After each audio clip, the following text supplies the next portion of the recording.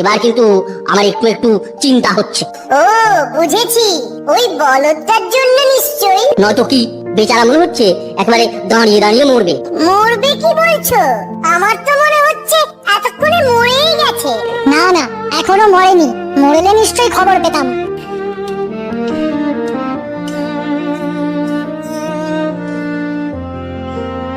দেখা দেখে এসেছি, বলদটা একেবারে বহাল তবিয়তে আছে, সব একদম ঠিকঠাক।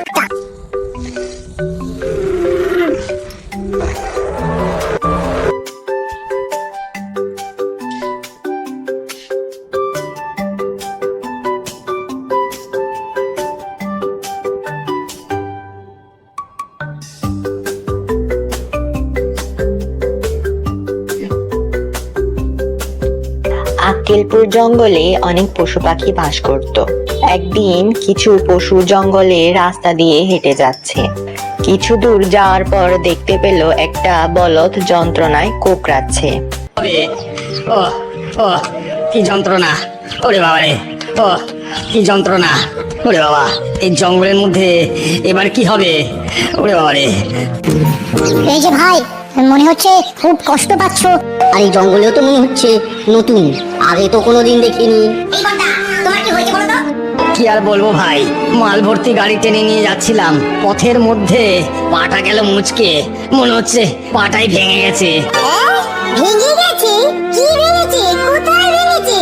ঠিক আছে বলছি, আমার মনিব বাণিজ্য করতে যাচ্ছিল, এই জঙ্গলের মধ্যে দিয়ে গেলে তাড়াতাড়ি যাওয়া যাবে বলে এই রাস্তাটাই ধরলো, কিন্তু রাস্তা এত খানাখন্দ যে আমি আর সামলাতে পারলাম না।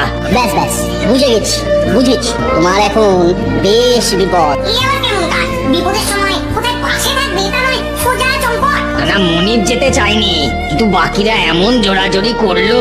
তাহলে এখন খেলা সামলাও। ছেলায় যখন পড়েছি তখন সামলাতে তো হবে।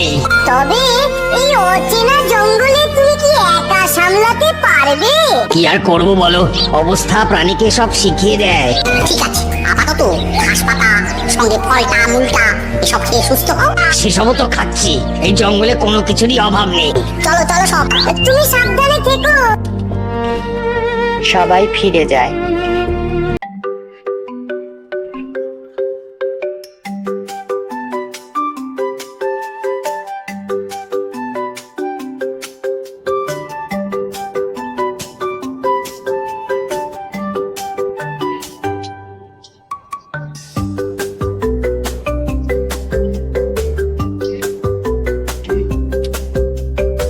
সব পশুরা আবার আলোচনা করছে।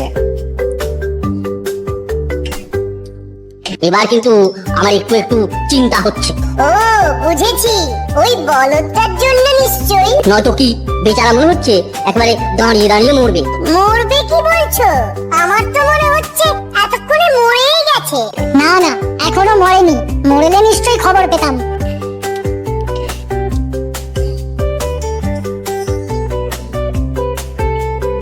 দেখা দেখে এসেছি, বলদটা একেবারে বহাল তবিয়তে আছে, সব একদম ঠিকঠাক। তাই নাকি? তাহলে আমরা মিছিমিছি ভয় পাচ্ছিলাম। এতক্ষণ তো সব ঠিকঠাকই ছিল, তবে এক লাফে গিয়ে যা দেখে এলাম তাতে মনে হয় আর বেশিক্ষণ ঠিকঠাক থাকবে না। কেন? আমি এক্ষুনি দেখে এলাম, সিংহ শিয়ালকে সঙ্গে নিয়ে জঙ্গলের এদিকে শিকার করতে আসছে। ওরে বাবা, তাহলে তো আর রক্ষে নেই। সেটাই তো বলছি, বলদের প্রাণ এবার যায় বুঝবো। ওই যে বলতে না বলতে হাফ ডাক শোনা যাচ্ছে। সত্যি কি দিনকাল এলো, আমাদের রাজা মশাই গেলেন বেড়াতে, আর কোথা থেকে একটা সিংহ এসে আমাদের বনের রাজা হয়ে বসলো। চলো আমরা আড়াল থেকে গিয়ে দেখি কি কাণ্ডটা এবার হয়। হ্যাঁ, চলো।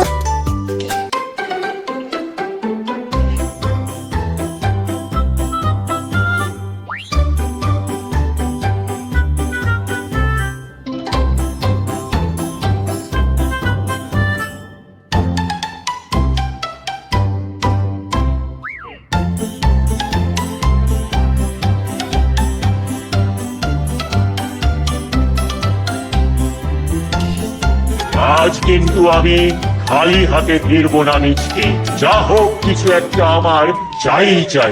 না আপনি নিজে যখন সিদ্ধান্তে বেরিয়েছেন তখন একেবারে ওই বড় সড়ই কিছু হবে বলে মনে হচ্ছে।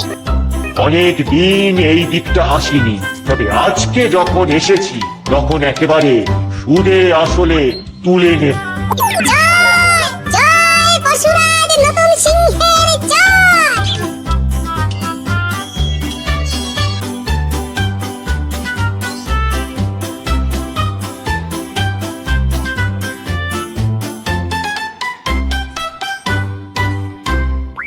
এই তো ঠিক সময়ে সামনে একটা জলাশয় পেয়েছি। এই শিকার খাওয়ার আগে পেট ভরা খানিকটা জল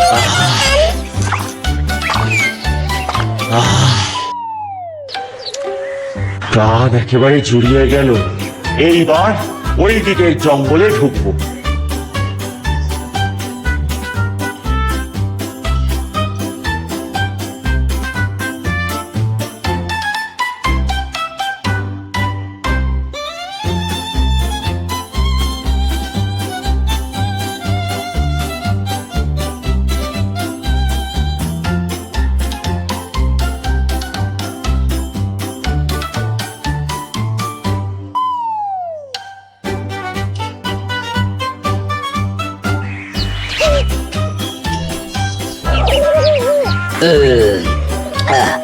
না, অনেকটা ঘাস খেয়ে ফেলেছি, এবার একটু পায়চারি করে পাটটা হজম করে নিতে হবে।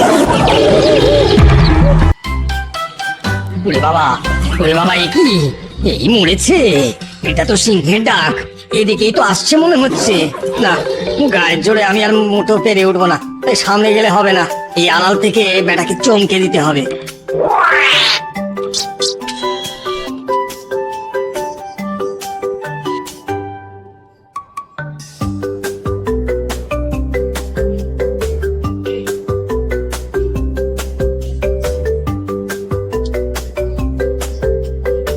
এখনো এগোচ্ছে না দেখছি, এই সুযোগ।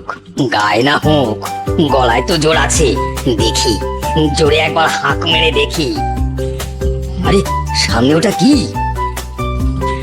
এবার আমি গলা ছেড়ে ডাকবো, আর আমার এই শাবলের মতো শিং দিয়ে ওই উইয়ের ঢেকিটা খুঁচিয়ে যাব।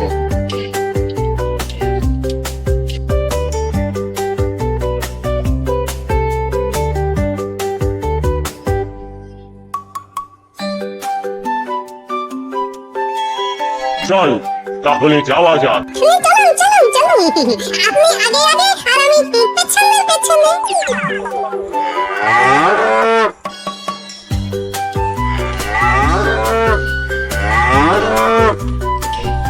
ওরে বাবা, এটা আবার কি? এটা আবার কিসের ডাক? এই ডাকটা কেমন অদ্ভুত। এইরকম ডাক আমি জীবনে শুনিনি, আর তার সঙ্গে আবার ওরকম ধোঁয়া। ডাক শুনেই বেটার পিলে একেবারে চমকে গেছে। মনে হচ্ছে জঙ্গলে নতুন কোনো পশু এসেছে। দিনে শেষে আসুন না, আসুন না। আপনি কি আর তাকে ভয় পান নাকি? না না, না জেনে না বুঝে দুম করে এগিয়ে যাওয়াটা ঠিক হবে না। তাহলে আর কি, এবার রণে ভঙ্গ দিন। হ্যাঁ, কি বললি? বলছিলাম কি, তাহলে বরং আরেকটু সময় নিন। এত তাড়াহুড়োর কি আছে? হ্যাঁ হ্যাঁ, তাই চল, পরে আর একবার তৈরি হয়ে আসবো।